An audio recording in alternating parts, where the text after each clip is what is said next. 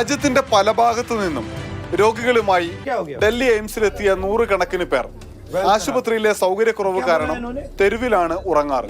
തണുപ്പ് രൂക്ഷമായതോടെ വലിയ ദുരിതം ഈ ജനങ്ങൾ നേരിടുന്നു. രാഹുലും സംഘവും എത്തി ജനങ്ങളുടെ ബുദ്ധിമുട്ട് നേരിട്ടറിഞ്ഞു.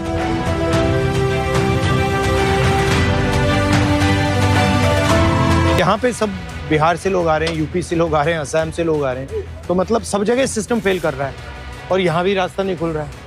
मजाक बना रखा है. ये उनकी जिम्मेदारी है, दिल्ली सरकार की जिम्मेदारी है. പ്രതിപക്ഷ നേതാവിനെ നേരിട്ട് കണ്ടപ്പോൾ പ്രയാസങ്ങളും പ്രശ്നങ്ങളും ഓരോരുത്തരായി വിശദീകരിച്ചു. मेडिकल से कुछ नहीं कराए हैं क्योंकि हम लोग 1 महीना 1.5 महीने का टाइम दे रहे थे, तो सर बाहर से हम कराए हैं. देख लीजिए सर, ये लोग नहीं कुछ. ये कार्ड है आपके पास, आयुष्मान कार्ड? वो हमारा बना नहीं है, नहाते धोते नहीं है. हम कल को दिखाएंगे, चले जाए. മേൽക്കൂരയും ഭക്ഷണവും കുടിവെള്ളവും ഒന്നുമില്ലാതെ ജനങ്ങൾ കഷ്ടപ്പെടുന്നുവെന്ന് Rahul. People are here, they're suffering, they're dying, and they're being thrown out of where they're staying. They don't have a place to stay. रहने की जगह नहीं है, खाने की जगह नहीं है, गंदगी है, टॉयलेट जाने की जगह नहीं है.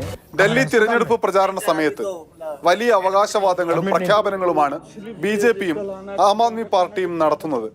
എന്നാൽ അവകാശവാദങ്ങൾ പോലെയല്ല ഡൽഹിയിൽ സാധാരണക്കാരുടെ ജീവിതമെന്ന് രാഹുൽ. മാതൃഭൂമി ന്യൂസ്, ഡൽഹി.